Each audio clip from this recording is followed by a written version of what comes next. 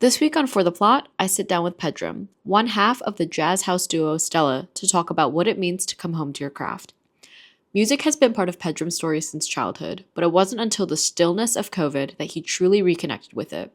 What started as a creative outlet became a full-on homecoming to who he's always been. In our conversation, we talk about his winding journey through music, the strange relationship artists have had with social media, and how he's learned to gaslight himself into believing his ideas are worth obsessing over until they become a reality. We also dive into why community is everything. The people who push you forward, reflect your potential, and remind you that your dreams are possible. Pedram, how are you feeling? Amazing. Phenomenal. Yeah. Thank you for joining us today on For the Plot. I know this is the third podcast that you're filming this week, but I appreciate you carving the time, of course. Coming out here. And to think that this is actually our first time sitting down and chatting with each other, which is kind of crazy. Mm-hmm. But you were one of the first people at Versi who reached out to me and asked about the project and said that you were interested in maybe collaborating. So again, I appreciate you being here today. Of course. Yeah, it's my pleasure. Yeah. The way that I've been structuring this with the people that have been coming on, we kind of dive into a little bit about where they're from and their childhood, things like that. And since this is the first time we're talking and getting to know each other, was wondering if you could give us a high-level overview of who you are and kind of what your childhood looked like. Yeah, it'll be like a little mini therapy session. Yeah. So I was born in Iran, and I was there till I was 13. Nice. And yeah, then we moved to Virginia with my family, and I went to middle school, high school, and college in Virginia, and then moved to San Francisco for a few years, and then here in New York since 4.5 years ago. Wow. How was it immigrating here when you were 13? Like, was there any culture shock or anything like that? 100%, yeah. I think it was super difficult, especially because, I don't think we moved to the South per se, but... Virginia, you mean? Yeah. I mean...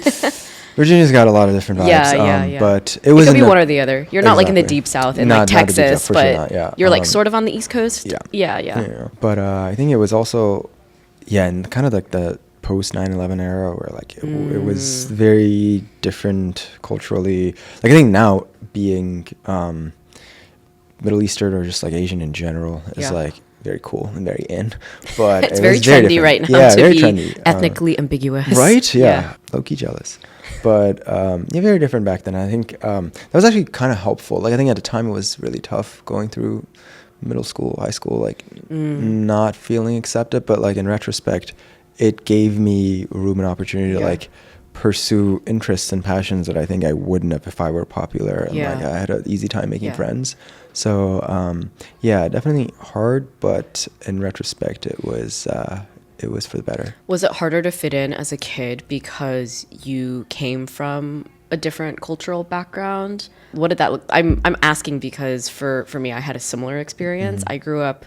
My parents immigrated here when I was super young. I basically was born and raised here on the East Coast, but because I look so different and my cultural background was different, I also had a hard time. So was it more of like a culture clash growing up for you, or was it something else? I think it was a lot of things. It was first language barrier. I didn't speak any English, and like there weren't any Farsi speaking kids when I moved here. Yeah. So language barrier was one. Yeah, cultural barrier was another. I think I just didn't for a few years. I just like put culture and identity on pause. Like I just didn't care about it. Like I just like pursued everything else. I pursued like academics and music and everything other than like thinking about who I am and like my role in the world. Totally. So, which, not great, but... Was it because you were trying to fit in? I was trying to, I 100% would do anything to fit in. And I don't think I was like particularly successful at fitting in. So, it's hard. It's hard as a kid. Yeah. And kids are mean too. And like the most wonderful and surprising thing is like, sometimes kids aren't even trying to be mean and they're mean. Like I remember... being like this is in 7th grade, I'd be at lunch with people that I would walk from class to, and they'd just be like, "So you're from Iran? Like, does that mean like you're like, do you have terrorists in the family? Like, what does your dad do for?" And they weren't trying to be mean; they were like genuinely curious because like they're like, "What?" So like, being a terrorist is an occupation that you have in that part of the like, and again like I could tell from the tone that it's not supposed to be mean. Right. It's just like a genuine question. Yeah. Like, so like, is terrorism a line of work? which Is terrorism a career? yeah, can you like so That's crazy. Well, that just also tells you like the we don't have to get into it, but like the political climate of the country at the time, and probably the dialogue I think so, that yeah. was thrown around. Because I mean, like, it's like you hear, especially like a lot of these kids, their families are in the military, because like a lot of people that lived in that part of Virginia, like their parents were in the military or like the Pentagon or like worked in that sector. So like I could 100% see, like, it's like daddy goes to work to fight bad guys, and like this dude is from the part of the world that the bad guys are from. Yeah. Like, I'm trying to understand, like, what is his relationship with the bad guys. Yeah. So I think if nothing else, it made me learn how to kind of tune people out and be like, okay, you're so far out of your field. Yeah, or your like depth super out of touch with like the rest of the world and stuff. Yeah. I guess, what are some of the ways that you like kept yourself busy when you were a kid? Like if it was difficult to make friends, like yeah, writing music. Like I had like this like stack of sheet music that I just like constantly be writing in, and I would write always in pen, and like I would get mad at myself, but I just liked the way that it looked. Yeah. And so yeah, I would constantly be writing.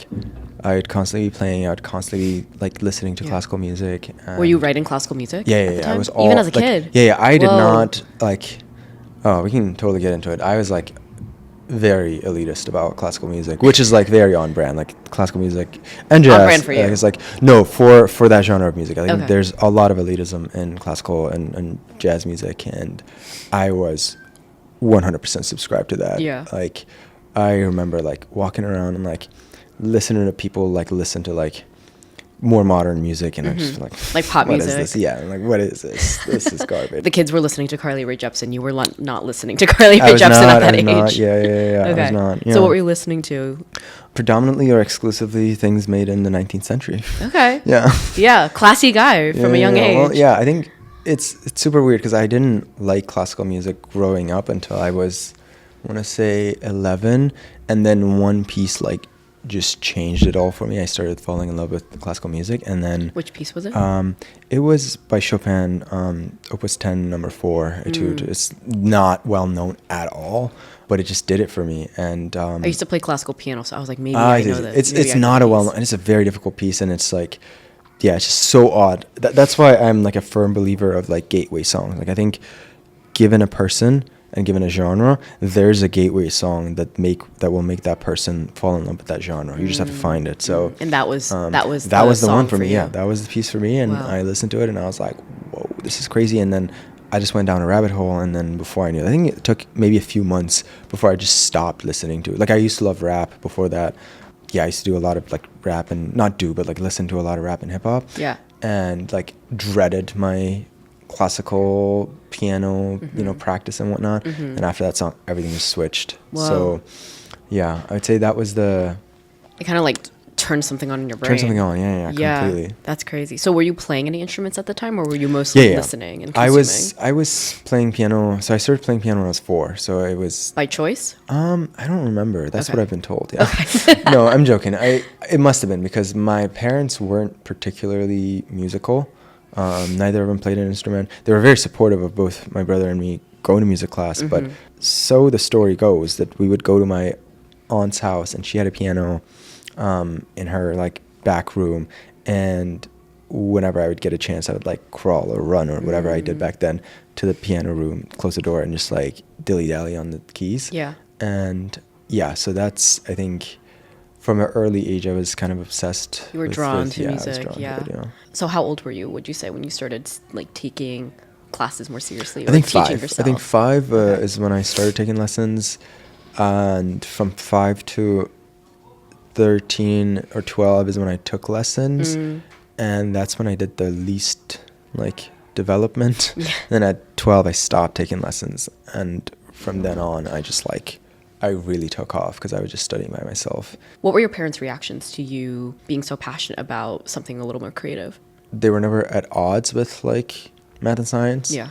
That's obviously like what they wanted us to do, and what they also pushed us in. My mom had this belief since I was young that like math and music are the same thing, and you like That's beautiful. are nurturing the same part of your brain when you're doing either. So I think for them, they were never at odds. I think I was at some point seriously considering going to college for music, and I don't think they would have loved that. I don't think they would have stopped me, but I It would have think been less agreeable. they would have, or yeah, less than stoked. yeah, less stoked, I think, is the best way to put it, because we did have like a couple of friends in the around the family that were doing film and music full time, and their advice was like, don't, like, if you have any other have a options, fallback. don't do this. This is really hard. And yeah, so I think, yeah. Was that a tough decision for you going to college, like whether or not you should do? No, I don't think so. So in middle school, yeah, I loved music, but I also liked math and numbers Okay, yeah. and So you had like stuff. other interests that you could fall back on. Yeah.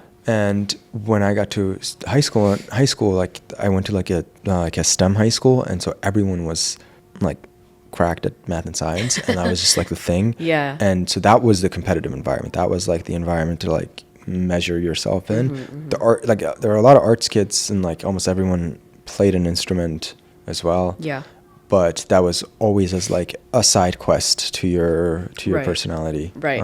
It was never like the main thing that you were pursuing. Okay, so when you went to college, then you studied software engineering, computer science. I did. I studied a lot of things. I did computer engineering. I did like business, commerce. I did some philosophy. I did. Yeah, those I would say are the ones that I like spent the most time in. And yeah, I learned very different things from all of them. Were you still studying, or not studying music, but were you still pursuing music at the time when you were in college? Not or? pursuing. Like I think I would practice probably like almost every day, but.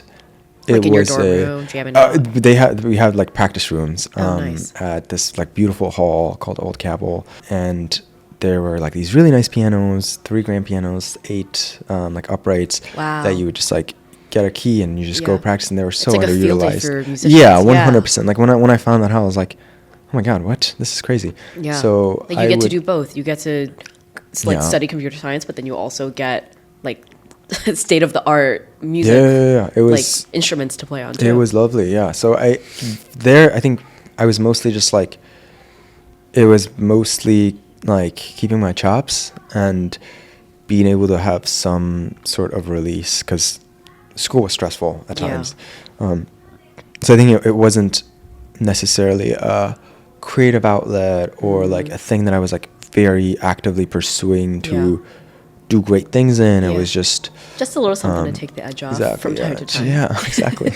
I guess when was the moment that you realized you wanted to pursue music more seriously? I don't think there was a single moment. I think there were a number of moments where like there were forks in the road and I made a deliberate choice. I think the first one was creating a social media presence. I think this is 2019 when I was thinking about it, and I was like trying to like understand where the world is going, to so to speak.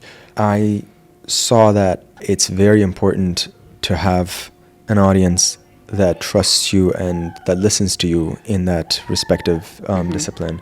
So I think that was the moment where I was like, okay, I need to understand what it means to build an audience, grow an audience, cultivate a relationship with people that, trust you. Yeah. I think it's like kind of counterintuitive, because like building a social media presence doesn't seem like it has anything to do with taking music more seriously. But I think what it allowed me to do was have like an easy way of putting music out into the world and like getting some feedback back. And I think that's the thing that most people get stuck on. Like I think releasing a track through a distributor is hard. It's very, very hard. When it's you a mean lot of distributor, work. you mean like on a streaming platforms, on like okay. actually releasing music into the world and like building a discography it feels like a huge step, the step that usually people don't take, because it's technically very difficult. You have to like have it properly mixed and mastered, and you have to like producing it yourself. You have to record it, produce it, mix it, master it, send it, work with a distributor to distribute it. You have to have marketing around it. Like all that stuff is a lot of work, and I think most people who want to make music just get stuck on the fact that that's a lot of work and a lot of steps for you to like stop and like not pursue it. Whereas social media is like 3 button clicks and you post whatever you're making in your bedroom, right? So I think that was the first step, was me like recording things on a piano that I was already playing. Yeah. What's that? I was gonna ask, what was the first thing you put out there? What was the first thing that I put out there? That's a really good question. I don't know. I think it probably was a a cover of Billie Eilish, When the Party's Over. It's like Great song. such, yeah, beautiful song, beautiful harmonies, like so many layers. It's so much fun, like playing 4 different voices on my hands. And I loved it, and people really liked it. And I was like, oh, interesting. And then I think the second step was getting really back into production so that I could start to make things that sounded good to me. Because I think that's the second thing where people usually get stuck is you have this taste that is informed by listening to all these like incredible artists that, you know, are selling millions of copies of their records, and they have access to the best producers, sound designers, engineers, and musicians. And when you as a musician record stuff or produce stuff, you don't sound that good because like the sample packs that you have access to, the sound designing that you're doing, the mixing that you're doing, the production that you're doing is just not that good, right? Because you're a musician, you're not a producer. So I think that's why it takes a whole village, right? Yeah, to like produce an album, exactly, or to even release a track. Exactly. So were you doing everything yourself?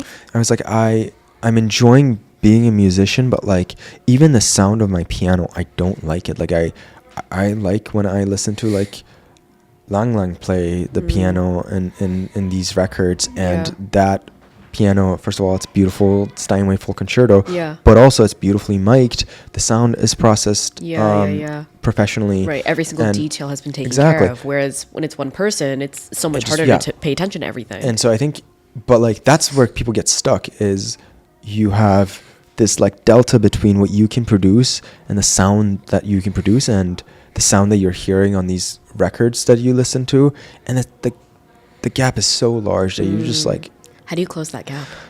I think you just have to build the right skills. Like I think you have to build the right skills or have the right partnerships. But I think that's like part of becoming a better musician and artist, is being able to say, okay, well, like this is what I can do. This is where the gaps are. And either I have a friend that's gonna help me with that, or I need to learn how to produce. For me, production was like a thing that I wasn't gonna like give out to somebody else. I needed to be a good producer. Right. So I just spent a lot of time learning various production techniques, taking production like online courses, watching YouTube videos, and I think even after maybe half a year or 9 months of like diligently working at it, because I really wanted to, there was a sound that I wanted to produce and I couldn't do it, right? I still wasn't there. Like I would produce stuff and I was like, this is garbage. Like it's still not where you want it to be. Still not. And I think Instagram and like TikTok gave me an outlet to like still share those things that are imperfect, because like the bar is so low. Right. I would have never released a production until like years later, when I felt like I can like, I'm okay. Because when you release music, it feels immutable. It feels like it's part of your identity now for the rest of your life, because your discography is kind of like right only. You can't delete stuff. Yeah, it's out there now. It's out there now. It's permanent. So it's I think it was really like I have like other people, I have a very complicated relationship with social media, but I personally think it is an amazing thing for people getting started. I think if you're a musician that's made it, it's hard, because now you just have to like compete with all these people coming in. Right. But like if you're someone just getting started, social media is phenomenal, because it gives you this like super low barriers to entry. The barrier is super low, right? And it just like, and all you need when you're starting is that feedback. Like once you get those first like couple of, and it's not things going viral, it's like 3 people commenting and being like, oh, this is really nice. Good. Yeah. Holy shit. That's all it takes, honestly, is like 1 or 2 comments. And it kind of makes your day. Yeah. Like it's kind of like, oh shit, like people are listening, like they enjoy this. Yeah. I don't think people realize how much people who are starting out feed off of those 1 or 2 points of validation. So if you're listening to this and you see something good on Instagram and it's from someone who is just starting out and just trying something new, like let them know. You'll probably make their entire day. 100%. Thing too was I just wanted to kind of have like a digital diary of like things Your that I'm going through. Things that you were doing. Yeah, things that I was going through, how I was feeling. Like I think it hit me when I remember reading something that I wrote in 2017. So this is like 2019. I wrote it in 2017, and I was like reflecting back on it, and I was like, wow, that's incredible, because like I feel like a different person wrote this. Like I remember exactly who I was when I wrote this, but like the way that I thought about language even was different. The way that I used words was different, and I wanted to have richer media to kind of capture that trace and lineage in. So you wanted to be able to look back one day and reflect a little bit more about who you were back then and how you've changed and how far you've come. Exactly. So while you were going through this process of learning how to produce and figuring out like what your sound was this in college or was this after college? No, this is after college. So in college, I didn't do much music production. I was just like playing a little piano here and there. And then after school for like a few years, I really loved my job, and I was just like working 70, 80-hour weeks, and I had like side projects. I was just like super busy. I also got out of like a 8-year relationship during COVID, or like right before COVID. So work was no longer like really filling my cup, just because like everything had gone virtual, and like the things that I loved most about work is just like working with people in person and like doing things that felt innovative. And all of that had kind of been lost. There was just nothing that was really filling my cup. There was nothing that was really giving me joy. And I think in that desperation and in that like emptiness, I turned to one of the things that I felt like I had neglected. This keyboard was there, so I started playing it more and more and more. I started writing more and more, and I was like, wait, some of these are good. And I started posting a little bit. And this is all during COVID? This is all during COVID, Okay. And so you're kind of finding yourself again. 100%, it's like a homecoming for yourself in music. I'm not certain this arc would have happened had COVID not happened. So it's, a lot of silver linings during that period of time. I mean, 100%. we had to find them in such a dark period of time, but I'm glad that you found music again, or music found you in a way. You guys found each other again. Exactly. Okay, so we were talking about COVID. You are having a new slate. You are having a homecoming with music. What happens next? I think a bunch of things happened. So I started I was releasing mostly like neoclassical, neo-jazz, piano solo, and I liked it, and I could see that there was a trajectory. Like I could really make a successful project and like reach a lot of people. There was people that were really liking it from day one, but I wanted to do more. My dream was to do this like multi-instrumental set. I was like, okay, I need to like really step up things on multiple fronts. Like I'm like very good at the piano. I need to learn guitar. I need to learn the drums. I need to learn the bass. I need to learn the saxophone. I need to step up my production game.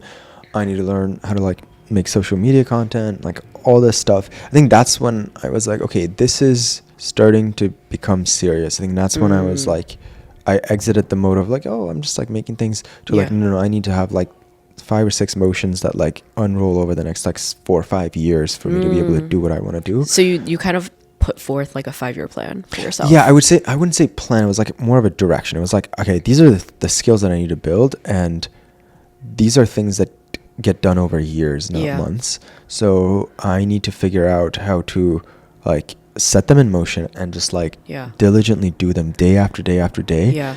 And it takes a lot of discipline. And then also like but like you can't just do that and like have 0 dopamine hits along the way, right? Like you need something. So I was like, social media is going to be my way of like sharing like little works in progress and like making things and like getting some dopamine hits, because you need it to keep going.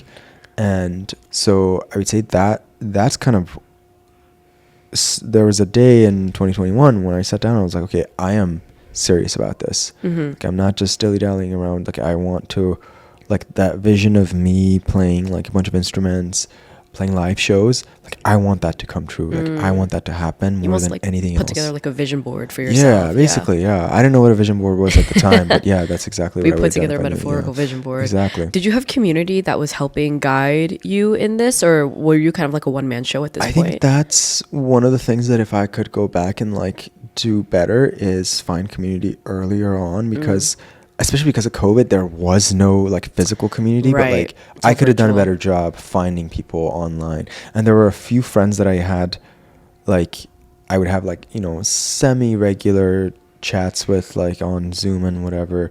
And that was really helping. And if I was smarter, I think I would have recognized that and been like, shoot, I need to like join as many Discord servers. Yeah. And I did that to a certain degree, but like those types of efforts are so like, you just shoot your shot 100 times and like twice it becomes something that's really good. And I think impatient, and I needed like a higher success rate. You were kind of optimizing for like efficiency. Yeah, like I wanted, because I just looked at the things that I need to become better at, and I was like, fuck, I can't like dilly-dally my way to there. So like you need to work as fast as possible, as efficient as possible. Around the same time I moved to New York, and I think another like very deliberate decision that I made was, I'm going to seek community and I'm going to make friends only in the arts. Like I think that was a really hard decision on us, because like there are a lot of people who are in other industries here that I really like and I like spending time with. And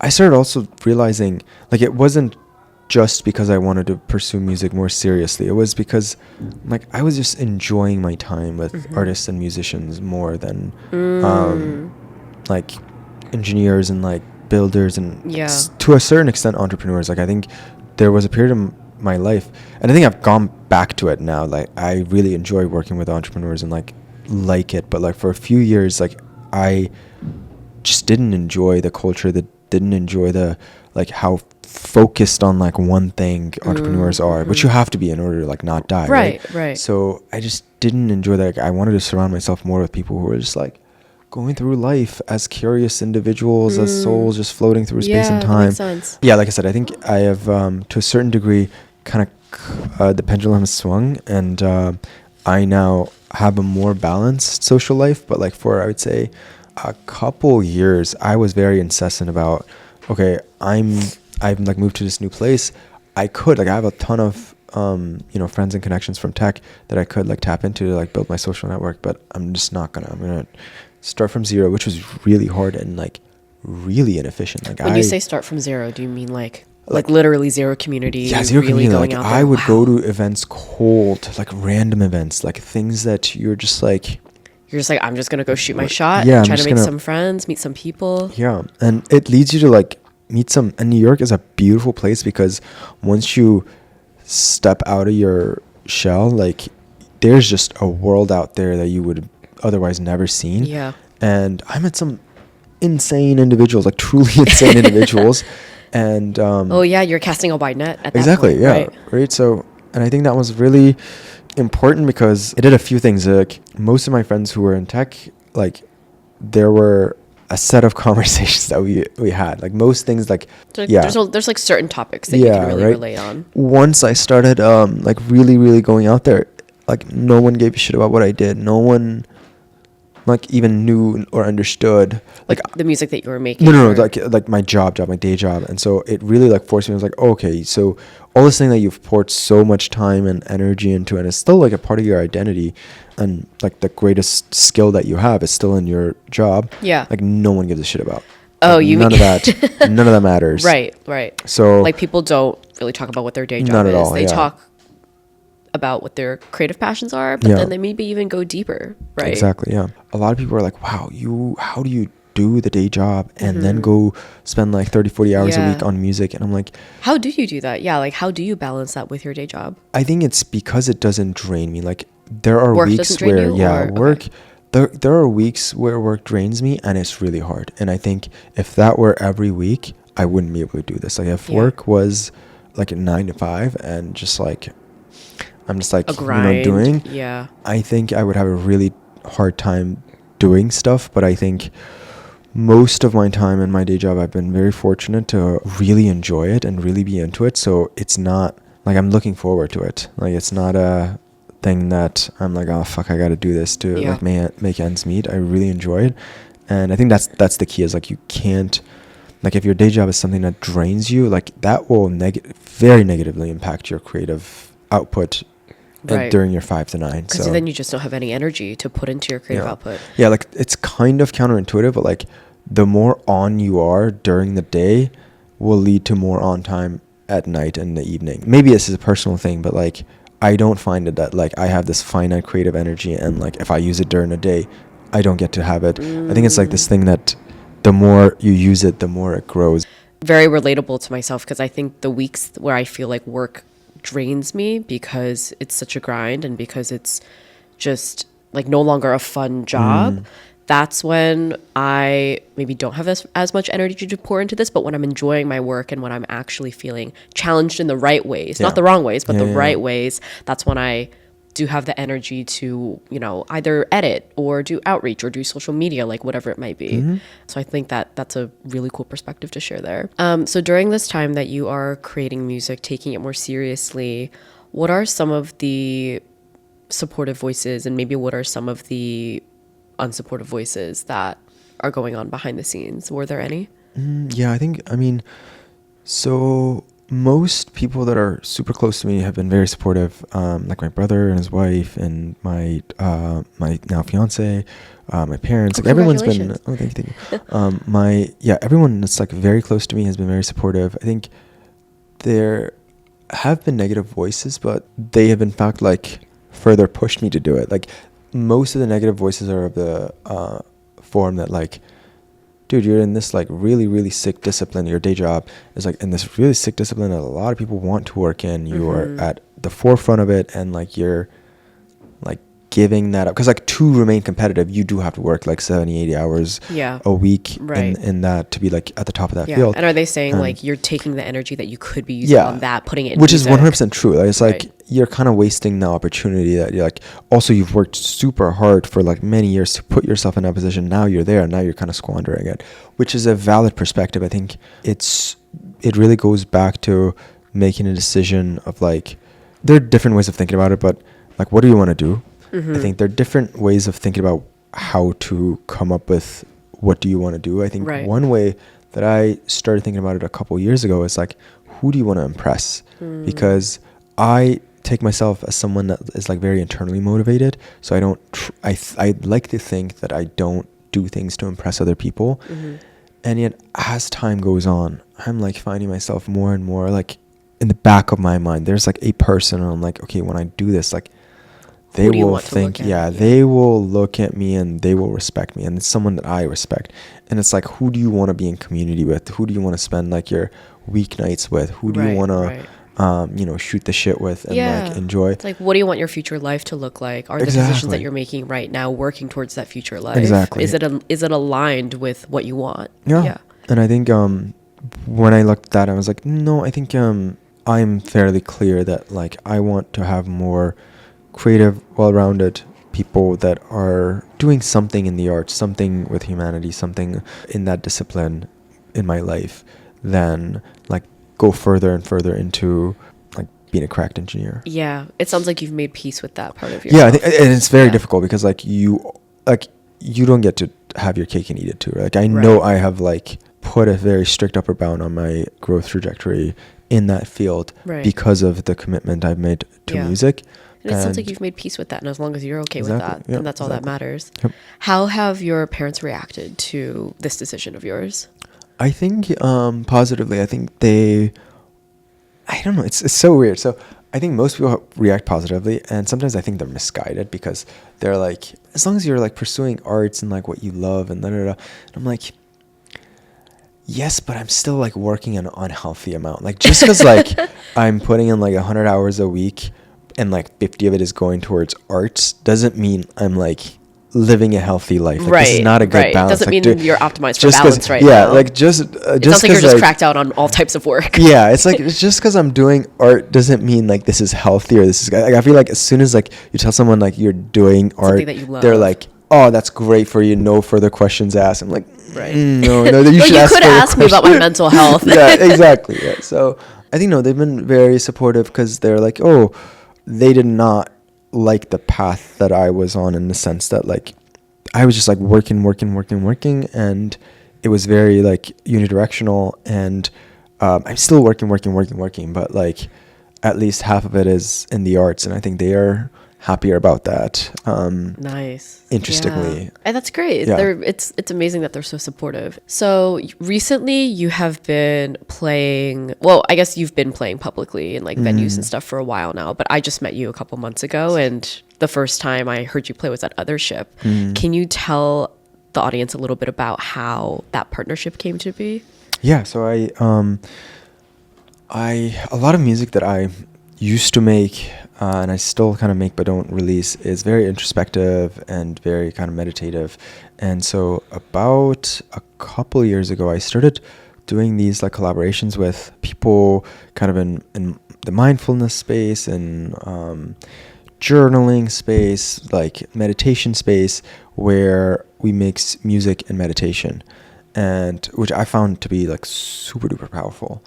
And the Othership project was born out of this idea of like, okay, what if, because Othership, for those who in the audience who don't know, is a wellness spa in Flatiron and now Williamsburg and also Toronto.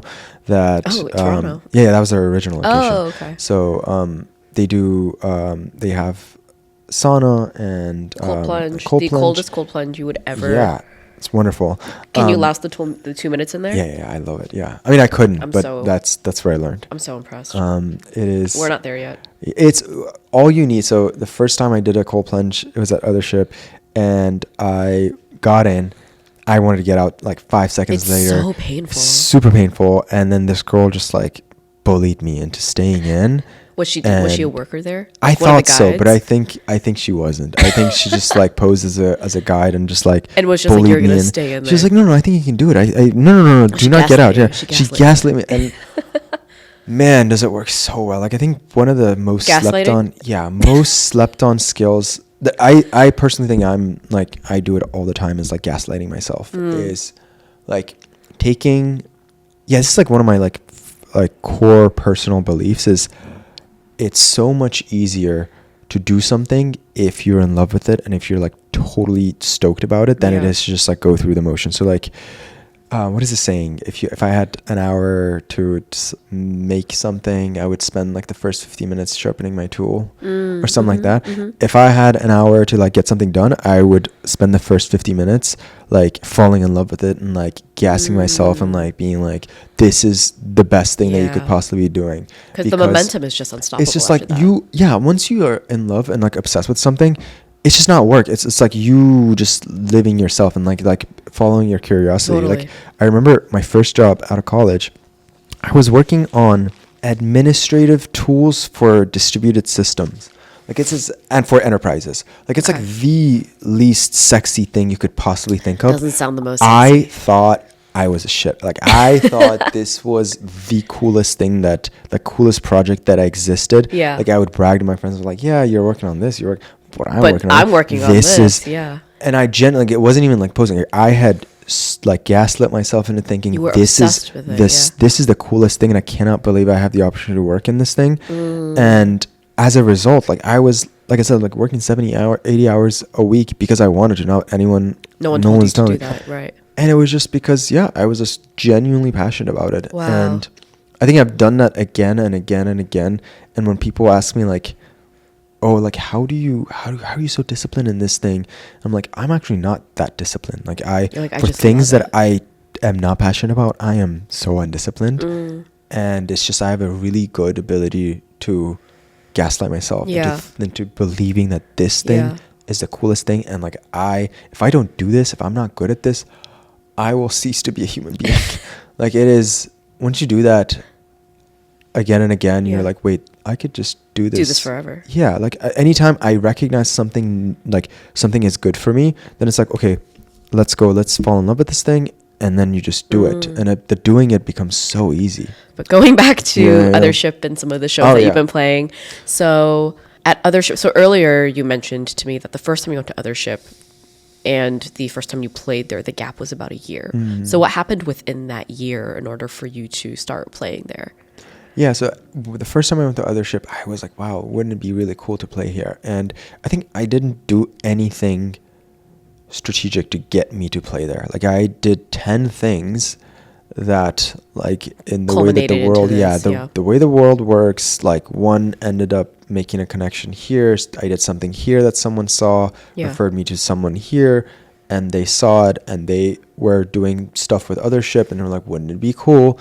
And then we did it. Yes, it would be. Yeah. So I think especially in music and the arts, you can't be that strategic about things. You really just have to go with the flow. Like, have things that you're doing for a long time, right, because and there's just no keep doing them. blueprint. There's no blueprint for Exactly. like how these things happen. And yeah, there's just a lot of chance involved. So you just have to like, for me, the question I always ask is like, how is this compounding? Like activities that I do, I only do if there is like, not only do, but predominantly only do if there is some compounding effect. Right, So right. like practice, like if you are practicing a skill today or like your instrument today, and you're practicing it for like 30 more days, like that all compounds. That's not, whereas like one-off projects where you do like this thing randomly here, this thing randomly here, there's no real relationship between them. Yeah, I personally stay away from them, but Yeah. I just like pick like 5 or 6 things and I just like keep doing them. Yeah.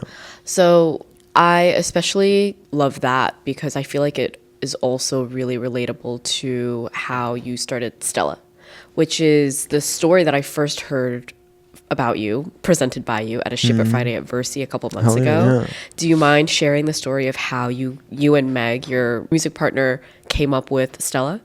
So yeah, we were really doing Stella before Stella was Stella. Okay. And we were doing it on our own. Like we were. Also, how would you describe the music that you guys play before? Yeah. Stella is a jazz electronic fusion duo, and we like what we try to do is take vocabulary from jazz and classical music and put it in kind of a more modern and electronic soundscape. So yeah, taking language from jazz and classical and taking like instrumentation, sound design, production techniques from electronic and like more modern house music.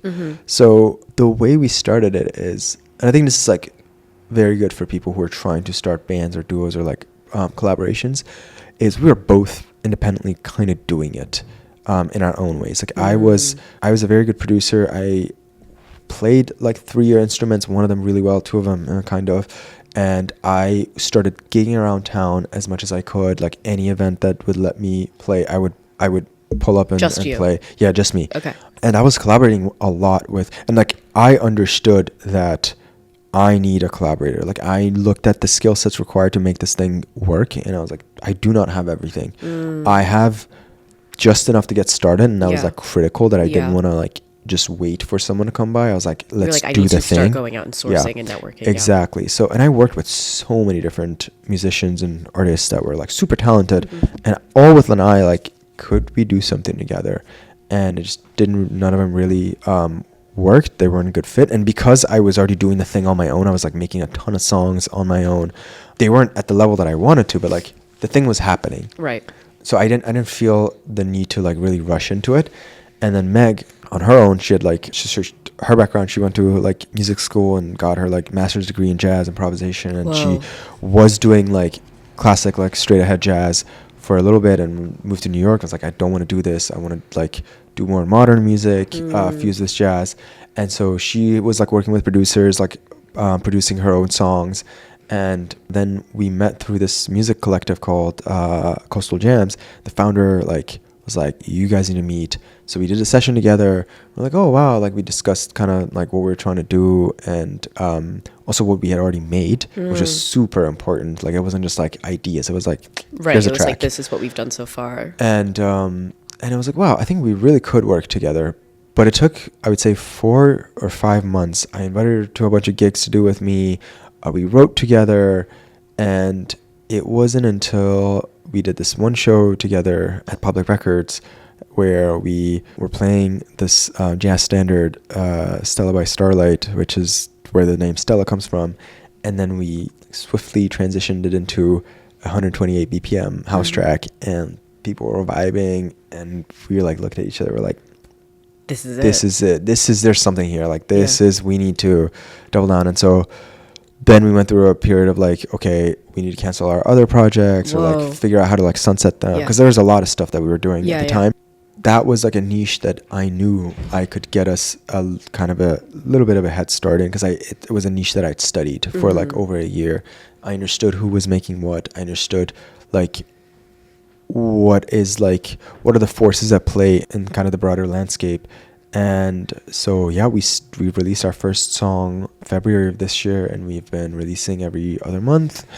And yeah, it's been insane to see the project grow like this. It's been wild. I mean, I just met you recently, but Mike and I had been listening to some of like Stella's top tracks, just like cooking dinner in the kitchen and, you know, It's lounging insane. around doing work. And I feel like it's like the perfect marriage of house and jazz, but not like the type of house where you're going to go to the Brooklyn Mirage and like rage, you know, but not the type of jazz that you're going to hear in an elevator either. It's the perfect just for like vibey nights in, dinner parties. And like, I think you guys have made something really magical and really special. I think it's hard to maybe put those two together, but you guys have managed to do that. And you have an incredible story to go with it too, which is really cool.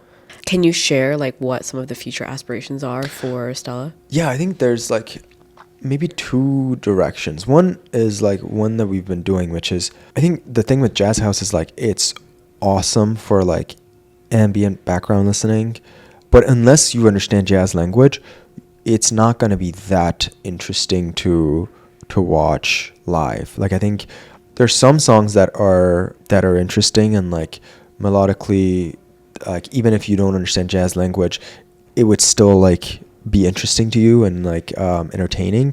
But most people would just like not get the lines, and it's just like sonics to them and be like, this is not like getting me going, and this is just like not doing it. So for our live shows, we've really been trying to step up the energy, and even though for our releases it's like more ambient, more kind of background, for our live shows we do a lot more like a little bit more hype, a little bit more dancey, so that people can get a groove on. And that's just like been a nice kind of side to the project. The other one that I think I'm really, really excited about is, I think Meg and I, we talk a lot about kind of ideas and feelings and like intentionality behind the music, and the music is instrumental, so none of that really is explicitly captured in it. And we're starting to do more of trying to fuse kind of the philosophy that we have about life, about art, about creativity, about music, about what it means to be human, and trying to capture that in the music and more explicitly. Either how do you do that if it's just instrumental? So like there are a number of ways. Like I think one of the things that we've started doing is these kind of meditations where we have very specific kind of ideas, stories, prompts, things that like we want you to kind of sit with, and just using spoken words in the beginning of the track. The other way is through written like prose, right? Like I think there's a lot of there's nowadays music isn't just audio, it's multimedia, so there are a lot of ways that we can fuse kind of the written words with the music as we release it. I think in a lot of our shows we're starting to kind of talk to the crowd and like say what's on our mind a little bit more, and share more of like the ideas and like the philosophy behind the project, not just the music. And I think that's resonating a lot because people are like, especially when they're listening to like hype or like housey music, they are like in a special state of mind, and they are very prone to be like, they're kind of vulnerable, and you can reach them better. You can reach them much more easily. You can connect with them more. You can reach them better. You can build a relationship with the audience better when they're in that state of mind, 100%. Which is really cool. I'm excited for you guys. All right, we're gonna wrap up, and what I like to do at the end of every episode I have is we'll usually just do like some quick fire rapid questions. So they're usually light and fun, like this or that type questions, and you have like 5 seconds to answer. Go for it. Are you a morning person or a night owl? Night. I feel like I could have guessed that from like the stuff you post on Instagram. It's always moody and dark, and like whatever you're posting on your story and stuff. First song you ever fell in love with? Hotel California. Good song, great song. We never talked about if you're a singer or not, but do you have a go-to karaoke song? American Boy by Stella and Kanye West. Do you have an instrument you wish you could play instantaneously? The trumpet. Okay, dream artist you'd want to jam with? FKJ. A song that always puts you in a good mood? Good mood, maybe Lose Yourself by Eminem. I love the full spectrum of music we're getting here. And then do you have a favorite memory from a show that you've played? Yeah, I was super sick playing this one show. Like I was like low-key running a fever, but like I couldn't cancel the show because we'd worked super hard, and like the organizers would be like shit out of luck if we did. Yeah. And I remember like the very last song, my body was just like completely giving depleted. Out. Yeah. And I was sweating, and I was just like doing the thing, and it was just like Literal fever dream. literal fever dream. And I was just like, it was pure ecstasy and pure joy, because it was like, there's just so much pain and so much like I couldn't feel my body, and yet I was like, I could have died right then and there and been happy. Like Wow. it was like a beautiful moment of like, I've given everything I have for this set, Right. literally, and You had an yeah. outer body experience, it sounded like. 100%, yeah. That's awesome. Yeah. Well, thank you so much for coming on Thank today. you for having me. This is wonderful. Yeah, I hope you enjoyed yourself. I've loved getting to know you and getting Yeah. to know a little bit of backstory about yourself and Stella. And I love that last story that you shared, because for people listening, I'm sick right now. And it just goes to show that sometimes you gotta just buck up Gotta and do do the it. thing even You when you're gotta not do it, feeling yeah. 100%. So I'm sorry. Put to your health people. first, but sometimes yes. But put your health first if you are listening to this. So, Pedram, thank you again so much for course, coming. I thank you for appreciate you having me, carving out of the course. time, and I'm excited for future shows, your future music career, and everything in between. Thank you. All right, awesome. Amazing. That's a wrap.